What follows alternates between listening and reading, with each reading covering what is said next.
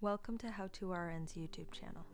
Please check out our website, how2rn.com, a channel for everyone curious about health, where we discuss nutrition tips and tricks, what it's like working as an RN, and everything related to nursing school. And as always, don't miss a beat. Welcome back to How2RN. This week, decision to go plant-based. Lifestyle choices can be very challenging, and for a number of reasons, whether it's money or getting motivated or sticking with it. So we're gonna make a video about just being our own experiment, and we're gonna try a plant-based diet on ourselves, which I'll get more into in a minute, and see what happens. Essentially, the research that we did started when we got back from living in Southeast Asia. And while we were over there, our bodies went through a pretty intense period of detox where we were sweating a lot. And we realized after a while that we weren't just, sweating to keep ourselves cool. It was a deep sweat to release toxins. Our body was getting rid of stuff it didn't need. And that was great. We ended up feeling really energized and healthy and clean. And the food was a huge part of that. It's very plant-based. You can tell that the produce, the vegetables, the fruit, and even the meat is fresh.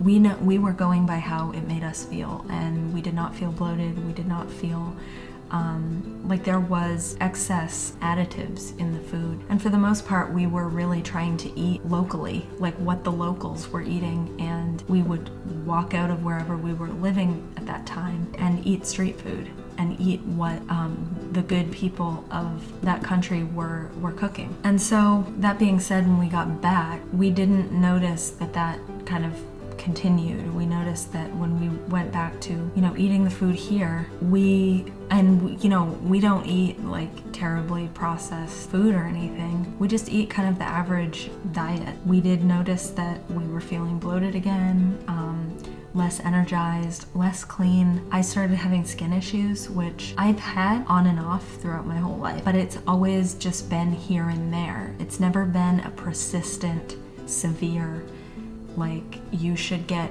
checked out by a doctor type of issue. Now it is. And I feel like it's significant that it started when I came back from living overseas, because it kind of shows me that what I'm eating now is not as clean as what I was eating over there. For better or for worse, the research that we have done is extremely disturbing about the food and agriculture industry in the United States and how predatory it is in relation to consumers. We are pushed a diet that is meat, dairy, and animal product based. We are pushed this idea, this myth, that we have to worry about how much protein we get, and that if we don't get enough protein every day, that somehow we will be malnourished. Which is just a total myth. It's especially prevalent in the exercise and athletic community, I feel like, because there's this whole craze over and frenzy over protein bars and protein shakes. And let me tell you, I did some pretty intense exercise. I ran a half marathon on a plant-based vegetarian diet, and I never once consumed a protein bar, a protein shake, protein powder, nothing, exercise supplements, none of it. And I was faster and healthier, and I felt better than I ever have. So I don't know, I think there's something really significant to be said for that. And so another reason is the more research we do, the more we have discovered that all these industries are connected. The pharmaceutical industry, the fossil fuel industry, the private healthcare companies, they're all invested in, behind the scenes, keeping people sick, keeping you sick enough to be in the system, because that's how they make money off of you. And if they really invest in preventative health, which is almost taboo in this country to talk about preventative health, is cheaper, it's more effective, and it's less profitable. And so that's why these industries work together and promote each other at the expense of us and our health. Working as a nurse and seeing patients suffering from multi-drugs, they're taking, some of these patients are taking 25, 30 drugs, suffering from multiple chronic conditions, diabetes, heart disease, liver failure, kidney failure, cancer, depression, anxiety, all of these things that one person is suffering, along with being overweight or being morbidly obese. And so really the one commonality that everybody on earth has, no matter where you're from or how much money you make or what job you have, there are several things that every living thing needs: energy and water. And what's in that energy, what that energy is made up of, and what is in that water is what will go into you, and it's what you will be made up of. And so if you're putting energy in your body that is contaminated with, all sorts of pesticides and additives and carcinogens and things that basically are not nourishing in any way, that will start to affect you and your health and your mood and your sleep and your motivation and the way that you look. So, this is just kind of a lengthy way of explaining a pretty simple concept, which is that nature is a gift that we've been given and we're part of it. And so, it's very common now in our culture to be very anti this, anti that, and, on a rampage to save the world. But it's funny because a lot of people that want to save the world and want to do good things for the planet, that may be very genuine, but at the root of it all, maybe they haven't even made any of the basic lifestyle choices that do exist to them, that will be a protest against the system that we have been kind of thrown into. And one of those I see is diet. The government may be able to advertise to me that dairy will help me build strong bones, for example. But I have the power to do some research and discover that people who drank milk, cow's milk, had no protection against osteoporosis. None.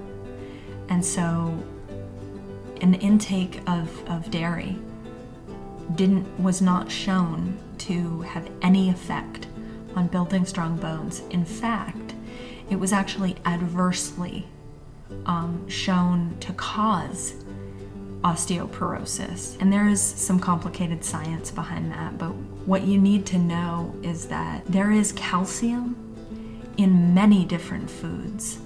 Calcium exists in foods other than dairy. And I think what we have kind of ingrained subconsciously is that calcium is a food that must be white.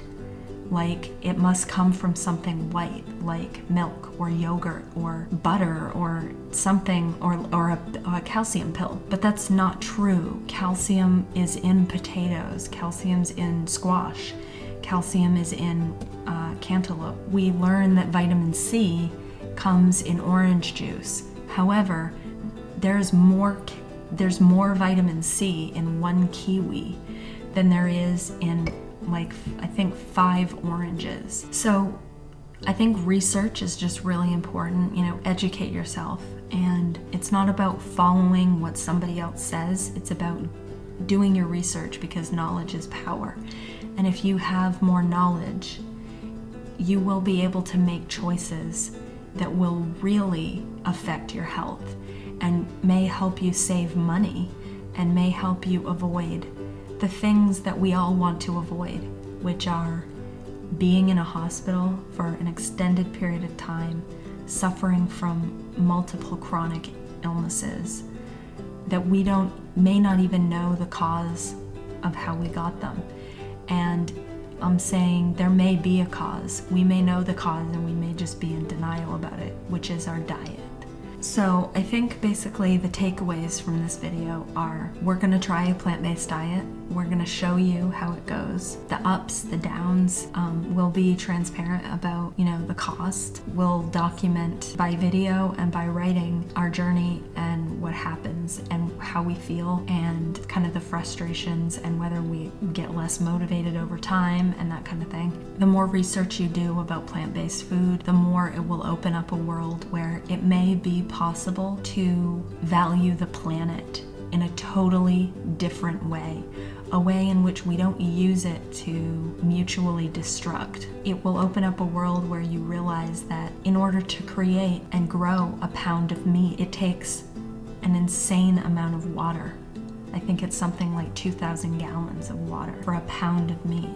And so just you will begin to understand the narrative of extreme wastefulness and greed that we're really taught from an early age. And you may consider that the largest animals on the planet are herbivores, which means that they eat only plants.